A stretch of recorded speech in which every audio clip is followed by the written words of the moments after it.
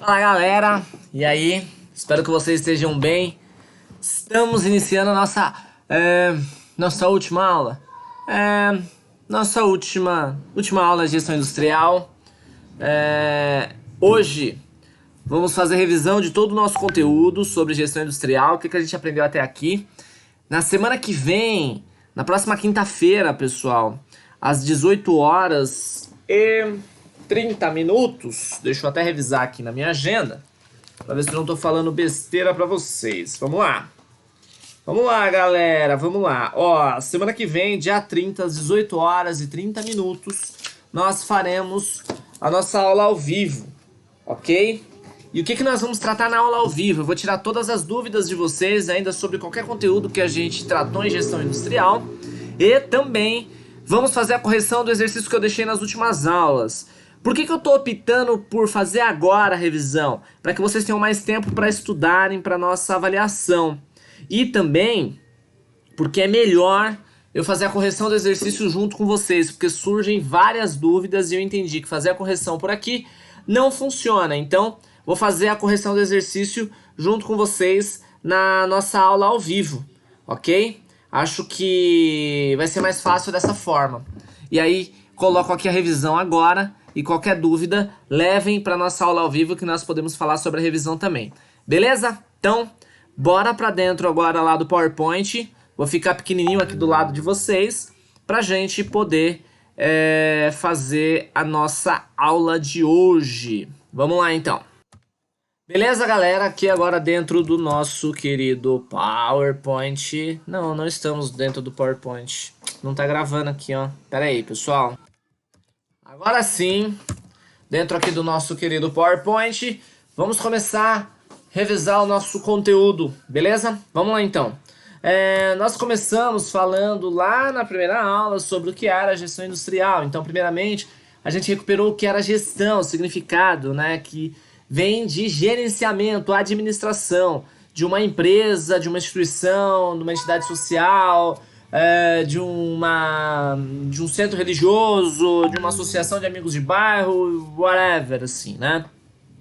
Lembrando sempre que o objetivo de gerir uma organização é o seu crescimento, né? Então, é através do esforço humano organizado que nós vamos garantir esse crescimento. Beleza? Ou atingimento de algum outro objetivo específico. Então, gestão vem de gerir, gestão vem de controlar para que as coisas deem certo, vem de administrar os recursos disponíveis para que as coisas possam dar certo, ok?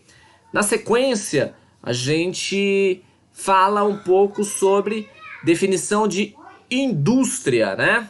E aí ficou claro para todo mundo que a gente pode definir como indústria qualquer atividade humana com auxílio do trabalho que converta matéria-prima em produtos que serão utilizados pelas pessoas ou por outras indústrias, certo?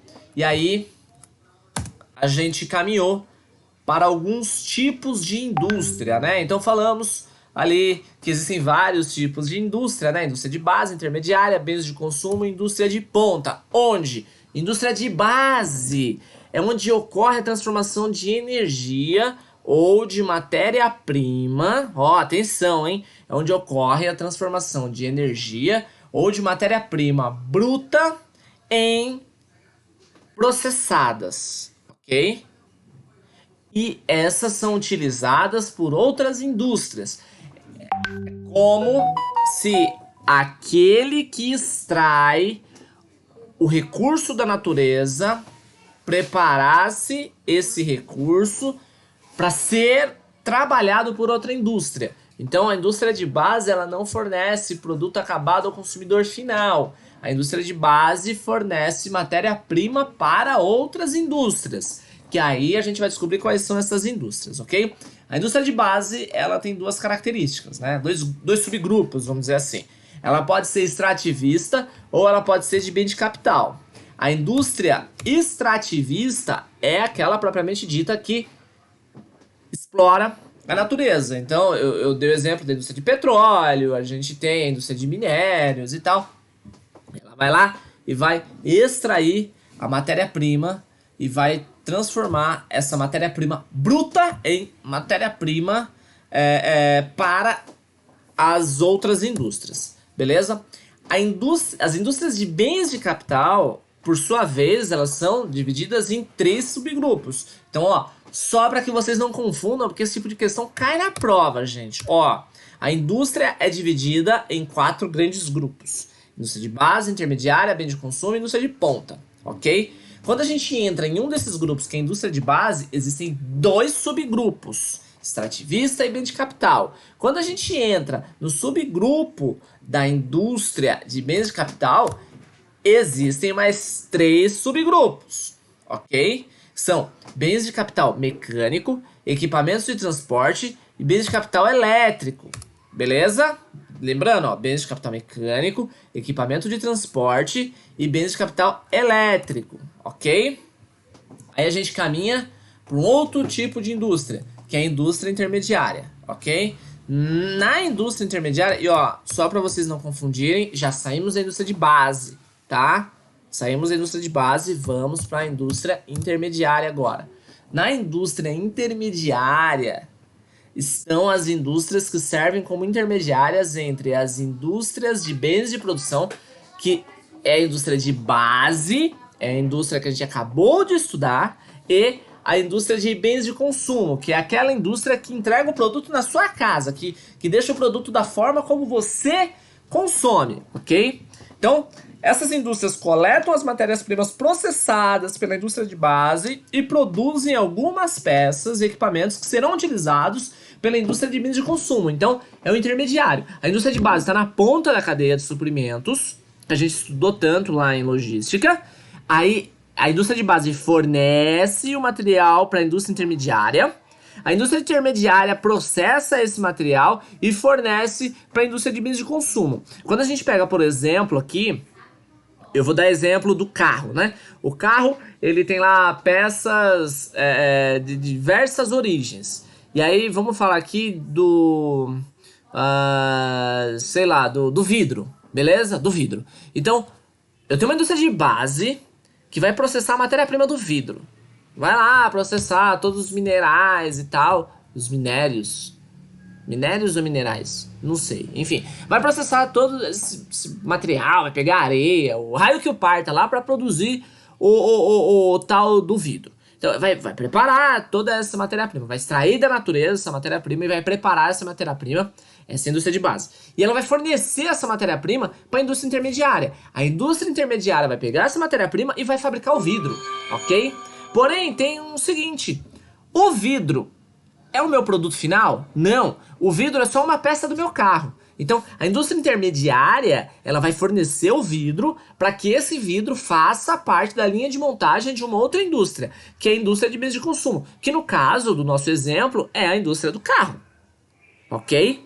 Então, ó, indústria de base, fabrica matéria-prima, vai lá e extrai os recursos da natureza e transforma em matéria-prima para fabricar vidro. Indústria intermediária, fabrica o vidro, fabrica o para-brisa do carro.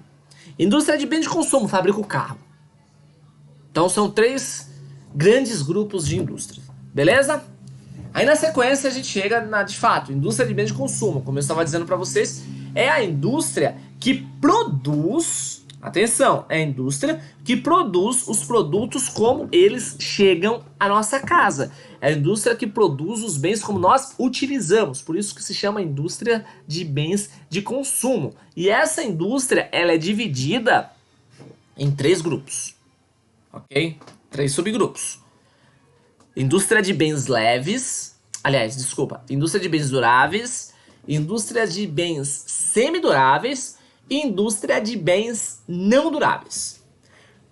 Qual é a indústria de bens duráveis? É aquela indústria que fabrica itens que têm uma durabilidade alta, como por exemplo um eletrodoméstico, como por exemplo um guarda-roupa, como por exemplo um portão da sua casa.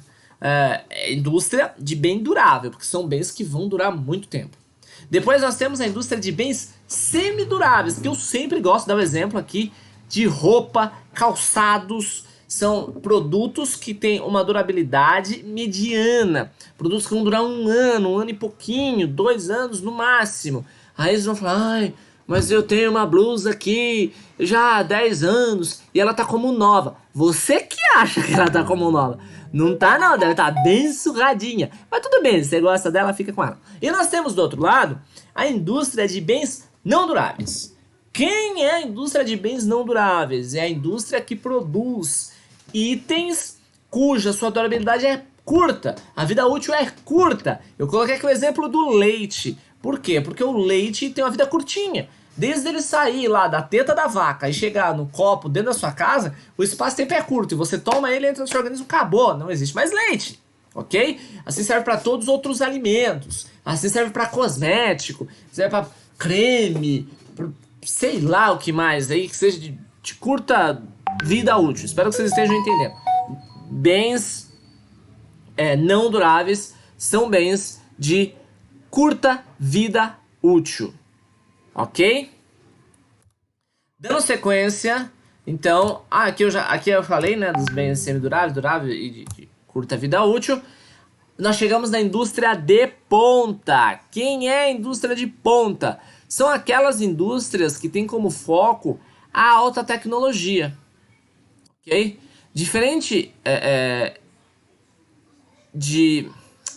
das outras indústrias, essas indústrias elas dependem muito, tá, de mão de obra qualificada. Ou seja, trabalhadores com grandes especializações para desenvolver as atividades. Por quê? Porque são as indústrias que vão desenvolver tecnologia, praticamente. Elas ditam as tendências, ok? Ok.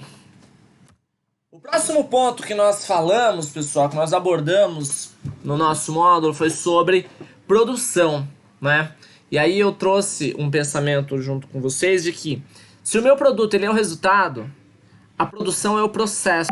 Ou seja, são os passos para que a gente consiga atingir o resultado, ok? O sistema de produção é composto por um conjunto de atividades e operações que estão envolvidas na produção de bens ou serviços que interagem entre si, cada qual com a sua responsabilidade. E essa integração vai determinar o resultado do sistema como um todo. Ou seja, se eu tiver um processo de produção que não interage de maneira total, que não interage de maneira assíncrona, que não interage de maneira organizada, eu vou ter problemas. Por exemplo, se eu tiver um sistema produtivo onde o meu controle de estoque de matéria-prima não conversa com a minha linha de produção, eu corro o risco de não ter matéria-prima ou de ter matéria-prima em excesso. Da mesma forma, com controle de estoque de produto acabado e de semi-acabado e assim por diante. Se eu não tiver clareza sobre cada etapa do processo de produção, é fato que eu vou ter problemas. Então é muito importante que esse processo seja muito bem desenhado, ok?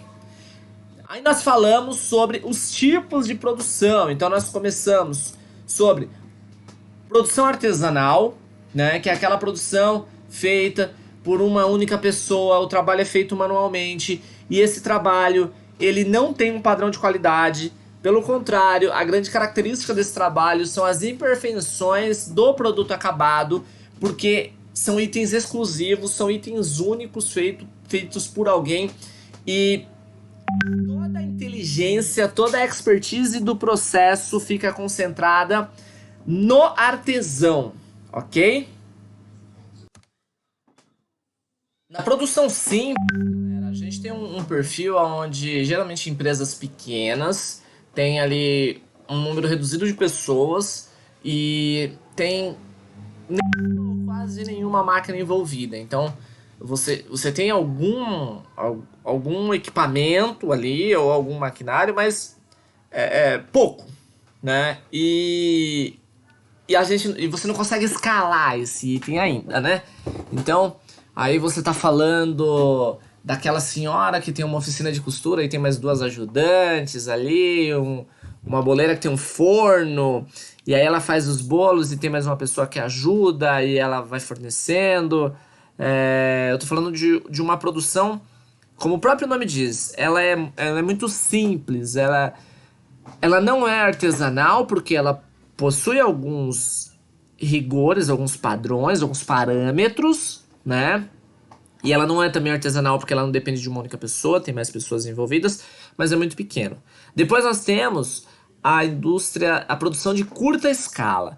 O que é a produção de curta escala? A produção de curta escala, a gente já está falando de um pátio que você tem maquinários, só que esse maquinário ele tem uma produção baixa, né? Então você vai ter lá uma indústria dentro de um bairro que produz, sei lá, 10 mil peças por mês. A gente está falando de uma empresa de curta escala, de uma indústria de curta escala. Depois a gente vai ter uma de média escala, que aí sim a gente vai falar de 100 mil peças, 150 mil peças de um determinado item ali por mês. Já é algo mais estruturado, já é mais setorizado as áreas de produção dentro da empresa. E aí você tem a de larga escala, que aí a gente está falando de grandes empresas, de grandes indústrias, como indústria automotiva, indústria de cosmético, né? Você pega, por exemplo, a linha de produção da Unilever é gigantesca, a linha de produção de uma montadora de carro,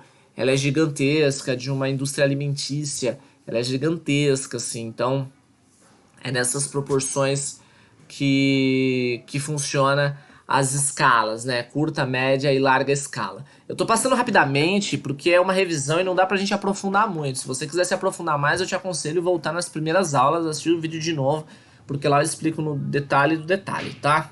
Depois nós temos uma produção contínua, que é aquela produção que ela não para, né? Você vai ter uma empresa rodando 24 horas por dia e aquele item ele é produzido o tempo todo. Eu gosto sempre de dar o exemplo de uma indústria gráfica, né? Você pega, por exemplo, a indústria que faz impressão de jornal, a impressão não para, ela tá rodando ali. O tempo agora tá fazendo o jornal do dia, depois tá fazendo o jornal semanal, depois tá fazendo um tabloide de uma empresa específica, depois está fazendo um panfleto de uma grande loja, de uma rede de magazine, mas não para, a produção ela é contínua, a indústria gráfica roda 24 horas por dia.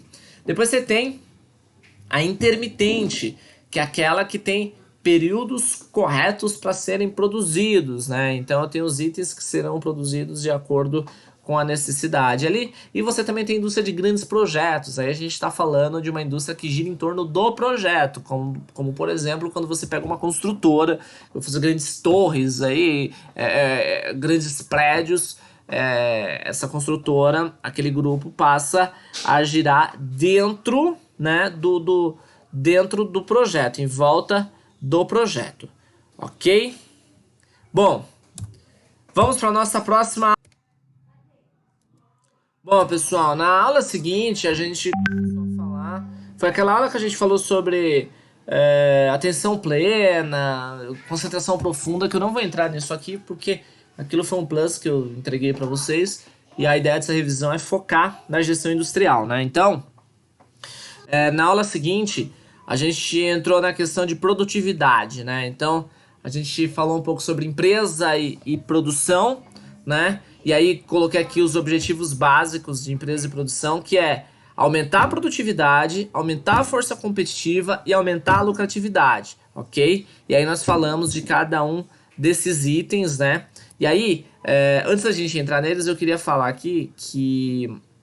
Eu queria falar um pouco sobre força competitiva e lucratividade, porque produtividade a gente já vai aprofundar. Então, força competitiva é a capacidade da empresa em competir no mercado que ela está inserida. Então, se você pensar na padaria do seu bairro, imagine que na padaria do seu bairro tem... Não, que no seu bairro tem 5 padarias, né? Imagine isso, no seu bairro você tem 5 padarias. E dessas 5 padarias... você vai perceber que tem 3 padarias que são grandes concorrentes, ou seja, essas são as competitivas, e você tem 2 padarias que não conseguem brigar muito pelo espaço. Por quê? Porque o grau de competitividade dessas 2 padarias são menores, ou seja, elas são mais limitadas, né? Elas não conseguem oferecer o que as grandes conseguem, e aí elas ficam para trás na corrida da competitividade. Então, competitividade remete a isso, a sua capacidade de brigar por fatia de mercado, de brigar por espaço no mercado. E quando a gente fala em aumento de lucratividade, é muito importante que a gente entenda que aumentar a lucratividade não significa aumentar preço. Aumentar a lucratividade pode significar reduzir custo. Aumentar a lucratividade pode significar aumentar o ticket médio, aumentar quanto o seu cliente gasta. Aumentar a lucratividade significa aumentar o valor que te sobra depois que você faz a venda e paga as contas. A grossíssimo modo, ok? E aí a gente entra de fato na produtividade, né? A produtividade é a capacidade de realizar o máximo de trabalho possível com o mínimo de recurso necessário. E aí eu levo sempre em consideração o recurso humano, financeiro e tempo, ok? Como é que a gente otimiza essa tríade entre recurso humano, financeiro e tempo para poder produzir mais e produzir melhor, né? Porque tem uma questão muito importante aí, que é o equilíbrio produtivo, que é o encontro de quantidade e qualidade, ok? E aí, algumas dicas importantes de produtividade, tá? Produtividade tem mais a ver com o planejamento do que com a execução das atividades. Quando a gente fala de produtividade, as pessoas já querem sair fazendo, querem sair correndo, e não é assim que funciona. Produtividade tem a ver com planejamento. É muito importante você primeiro planejar o que você vai fazer, entender quais são os gargalos, quais são as possibilidades, onde é que estão os pontos fortes, os pontos fracos e trabalhar em cima disso para depois você executar, ok? Um outro ponto importante que eu queria deixar claro para vocês é que a produtividade é o caminho de como você chega ao resultado que você pretende. Você tem um resultado, você tem um objetivo lá que você quer atingir. E você tem um planejamento aqui, né? Eu planejo fazer algo e eu tenho algo aqui. Eu tenho lá um indicativo lá na frente que se eu atingir esse indicativo significa que eu cheguei no meu resultado. Como eu vou fazer para chegar através das estratégias que eu vou desenvolver é que vai aparecer a minha produtividade, ok? É como se eu dissesse para você, olha, você vai sair de Guarulhos e você vai até a 25 de março. E aí você começa a planejar, você fala assim, não, beleza, eu posso ir de ônibus. Eu vou gastar, sei lá, 2 horas para ir de ônibus, mas eu vou pagar barato, né? Tempo, né? Eu vou pagar barato. Mas vai demorar. Vai demorar muito tempo. Mas, ó, recurso financeiro, tempo. Vai custar barato. Ou você pode falar assim, não, eu vou de carro e eu vou demorar 40 minutos. Ó, reduzir o tempo. Só que eu vou gastar mais dinheiro, porque tem combustível, tem custo do carro, tem custo de manutenção. Ou você pode falar assim, não, eu vou de moto. Eu vou em 25 minutos, sem emoção, né? Com emoção você vai em 15, mas eu não aconselho ir com emoção, vá sempre sem emoção. Vou em 25 minutos e vou gastar menos do que eu gastaria de busão. Mas aí tem um risco, fator humano. Se acontecer alguma coisa no caminho, eu vou sofrer um acidente e geralmente acidente de moto é grave. Então, é nesse sentido, você conseguir equilibrar isso para entender onde é que vai estar a sua produtividade, ok? Aí eu deixei um exercício para vocês e a gente finalizou essa aula. Na aula seguinte, pessoal, a gente começou a falar sobre qualidade. E aí eu já dei uma pedrada logo de início falando que qualidade não é diferencial, qualidade é obrigação. A gente não oferece qualidade como diferencial, tá? Qualidade é obrigação, ok? Mas o que de fato é qualidade, né? Porque não é uma tarefa fácil definir qualidade, tá? Mas vamos tentar, né? A qualidade, muitas das vezes, ela não é percebida de igual maneira entre o fabricante e o cliente. Porque tem uma questão importante, que eu não me recordo se eu falei, mas eu vou falar agora, que não basta o seu produto ter qualidade. Você tem que deixar isso claro para o seu cliente. O seu cliente tem que perceber. Atenção, o seu cliente precisa perceber que o seu produto tem qualidade, tá? Senão, não valeu de nada, tá? Mas, para definir qualidade, existem vários conceitos de qualidade, mas a gente vai adotar um conceito que diz que qualidade é o conjunto de características que atendem às expectativas do cliente. Ou seja, não adianta você ficar emperequetando, perfumando o que você vai fazer, não. Você tem que entregar aquilo que satisfaça a necessidade do seu cliente. Se alguém te perguntar na prova, qual o conceito de qualidade? Qualidade é o conjunto de características que atendem às expectativas dos seus clientes. Só isso. Esse papo de que, eu vou pôr uma florzinha, não sei o que. Não, bicho. Atenda a necessidade, atenda a expectativa do seu cliente, que você vai bem, sabe? Se você fizer isso, você tem qualidade. Tudo que vier além disso, você pode entender como diferencial. Beleza? Existem 8 fatores importantes de qualidade. São 8 os fatores importantes de qualidade. Um deles é o desempenho. O desempenho, ele reúne as principais funções que um produto precisa ter, tá? O outro deles são as características secundárias. São as funções que não são necessárias ao funcionamento do produto, mas que podem influenciar na venda. Esses dias eu fui comprar uma mochila e aí, pasmem, eu cheguei na loja e tinha uma mochila com cabo USB. Eu falei, mas pra que serve um cabo USB na minha mochila? Aí a moça que me atendeu falou assim, é pra você carregar o seu celular. Eu falei, que legal. Mas tem um carregador dentro da mochila? Ela falou, não, você põe o carregador. Eu falei, que bosta então, né? Não vai me servir de nada. Então eu tenho que ter, além da mochila, um carregador. Na verdade, a mochila tinha um buraco e um cabo. Só isso. É só uma mochila com buraco e um cabo. Ou seja, é uma característica secundária que não faz diferença nenhuma pra mim. Mas ele é importante, às vezes, como um decisor, né? Um decisor de vendas. A pessoa tá na dúvida, eu compro essa, eu compro aquela. Mas essa aqui tem um buraco ali com cabo USB que dá pra carregar o celular. Gostei, vou levar. Não foi o meu caso, eu não comprei aquela, comprei uma outra que eu achei mais legal, inclusive mais barata, tá?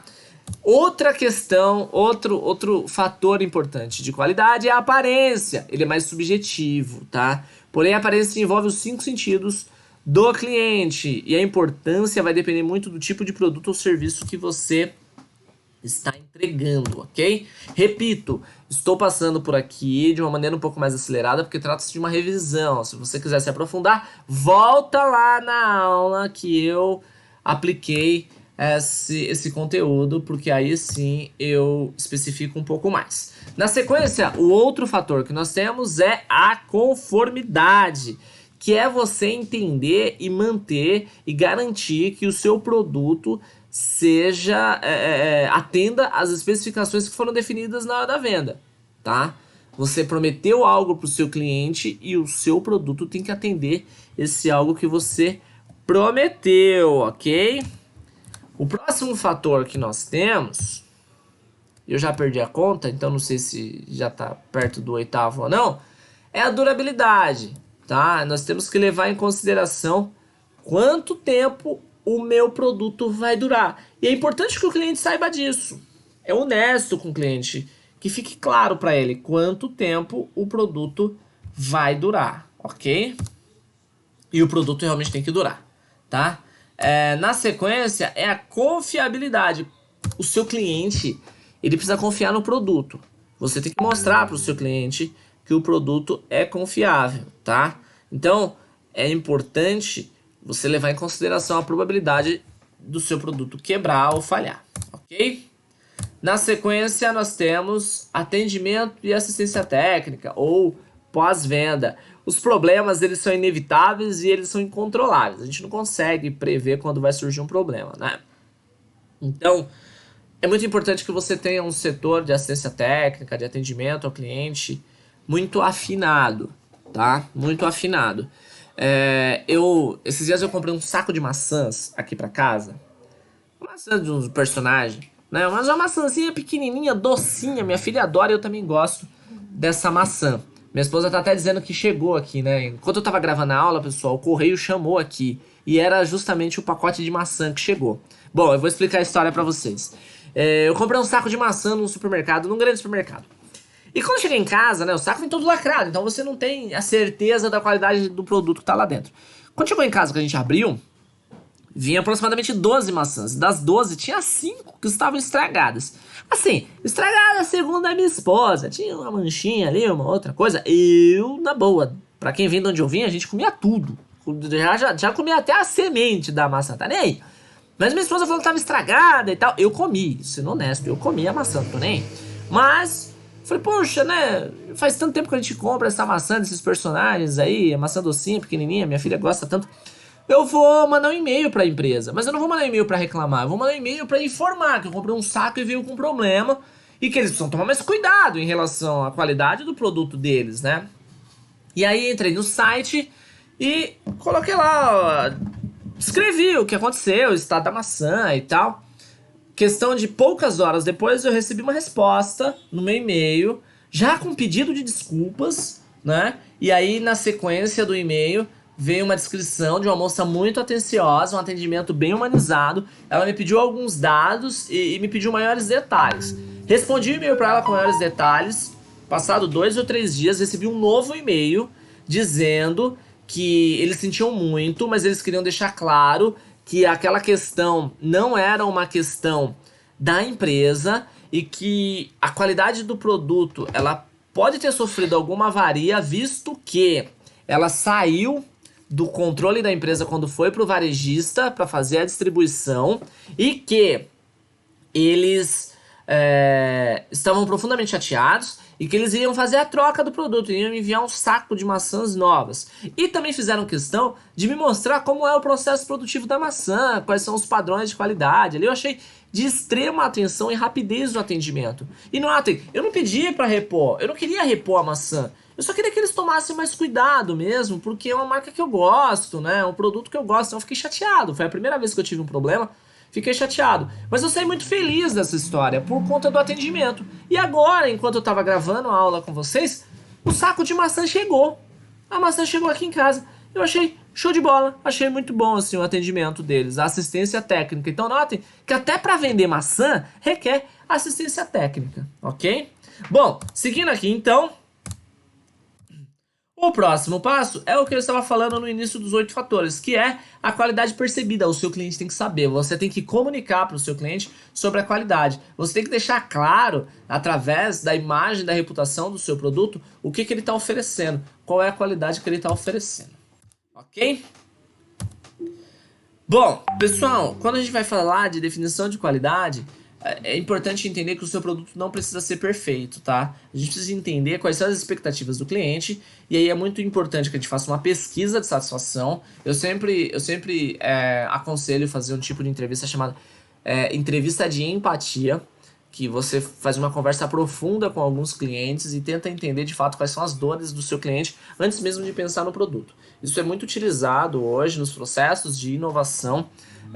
Inclusive, quem assistiu essa semana o festival de inovação que eu participei lá, que eu palestrei, vocês viram que eu falei um pouco sobre isso também, sobre a entrevista de empatia. A gente sempre nos processos de inovação, de desenvolvimento de novos produtos, a gente passa por essa fase de entrevista de empatia, ela é muito importante. E aí, eu sempre indico a entrevista de empatia para você entender qual que é a necessidade do seu cliente. Somente a partir disso você começa a desenvolver uma solução. Ok? Bom, depois que você descobre, aí você vai escolher 3 ou 4 fatores que são importantes, dentre esses 8 fatores que a gente acabou de apresentar, para você atender o seu cliente. E aí manda bala, segue em frente e seja feliz, ok? Um outro ponto interessante é que na hora de definir a sua estratégia de qualidade, você tem que levar em consideração também o retorno financeiro, porque as ações que você vai desenvolver para entregar a qualidade que você está propondo ao seu cliente, elas têm custo, e não vale a pena você investir em um fator que não vai ter impacto positivo nas suas vendas e que não vai te trazer lucratividade. Lembra lá do princípio da produtividade, tá? Ok? Na sequência, a gente começou a falar um pouco sobre os controles de qualidade. Então, quais são os fatores que controlam a nossa qualidade? Uma vez você definido ali os fatores que você quer entregar para o seu cliente, é importante você saber como que você vai mensurar se você está atendendo ou não esses padrões de qualidade que você definiu. E aí nós entramos na fase das ferramentas. Eu mostrei para vocês o diagrama de Chikawa, ensinei vocês a usarem o diagrama de Chikawa. Se você não assistiu essa aula, volta lá e assiste. É uma aula muito legal, tá? A gente fala que o diagrama de Chikawa é um diagrama uma ferramenta visual que serve para você poder chegar nas causas reais do problema. Nós ainda fizemos um paralelo muito grande entre diagrama de Chikawa e árvore dos problemas, entendemos o que servia para cada uma das coisas. Lembra que a gente teve uma aula ao vivo, inclusive, sobre isso. Então, te convido a voltar lá se você quiser se aprofundar sobre o Chikawa. Mas a vantagem do diagrama de Chikawa não está justamente na ferramenta e sim no modelo mental. Você tem que pensar como o Chikawa, né? A gente precisa visualizar sempre o problema que a gente vai enfrentar e a gente precisa identificar as possíveis causas de forma ágil e assertiva. A gente não pode perder muito tempo investigando onde é que está o nosso problema e qual é a causa dele. A gente precisa descobrir isso rapidamente, tá? Na sequência, a gente faz a hierarquização e a priorização dessas causas encontradas para a gente poder escolher qual vai ser a causa do problema que a gente vai atacar para resolver o nosso problema, ok? Eu lembro que eu dei até um exemplo para vocês do joguinho de videogame ali que eu tava jogando na época, eu ainda tô jogando.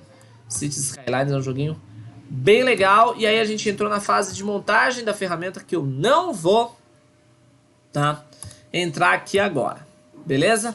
Na sequência a gente falou sobre matriz de priorização, ou seja, você entende ali quais são os problemas e quais são as causas no gráfico de Chikawa e na sequência você vem para a matriz de priorização. E aí, como matriz de priorização, nós escolhemos a ferramenta matriz Gucci, que analisa a gravidade, a urgência e a tendência dos meus problemas para que eu possa priorizar. Então, matriz Gucci é a matriz que utiliza a gravidade, a urgência e a tendência dos meus problemas, ok? A gente fez vários exercícios também, mesclando matriz Gucci e árvore, matriz Gucci, árvore dos problemas e gráfico de Chikawa. Depois, a ferramenta que eu mostrei para vocês foi o plano de ação SMART, onde eu explico que um plano de ação deve ser sempre específico. Aliás, antes de falar do plano de ação em si, quando a gente prioriza, a gente precisa de um plano de ação para resolver. Então, eu priorizei qual vai ser o problema que eu vou atacar, e aí é fase de mão na massa. Então, a gente monta um planinho de ação e vai para cima, né? E aí, escolhemos a ferramenta SMART, né? Um objetivo SMART para o meu plano de ação. Ele precisa ser claro e objetivo. O meu objetivo SMART, ele tem que ser específico, ok? Específico, só para recapitular, a sigla SMART vem de específico, mensurável, alcançável, relevante e deve ter prazo. Então, o meu problema tem que ser específico, o meu objetivo tem que ser específico. Na sequência, ele tem que ser mensurável, é preciso que haja formas claras e assertivas de mensurar o resultado onde eu quero chegar, ok? Depois, ele tem que ser alcançável, a minha meta tem que ser possível, eu não posso jogar uma meta que eu sei que não vai ser possível porque ela vai desmotivar as pessoas. E aí as pessoas não vão correr atrás dessa meta e a gente não vai resolver o problema. Depois ele precisa ser relevante, tem que ser algo que realmente faça sentido para a empresa e que os funcionários dessa empresa entendam que faz sentido. Tem que fazer sentido para o funcionário também. O funcionário tem que entender que é importante, ele tem que saber por que que aquilo é importante, ok? Depois tem que ser mensurável, aliás, desculpa, tem que ter definição de tempo. Eu ia falar que tem que ser mensurável a partir do tempo, né? Mas ele tem que ter definição de tempo, tem que ter tempo de começo e tempo de fim. Então, vamos fazer tal coisa em um mês, vamos atingir essa meta em um ano, ok? Isso é bastante importante, ok? Beleza, galera? Bom, pessoal, voltei aqui para a tela grande.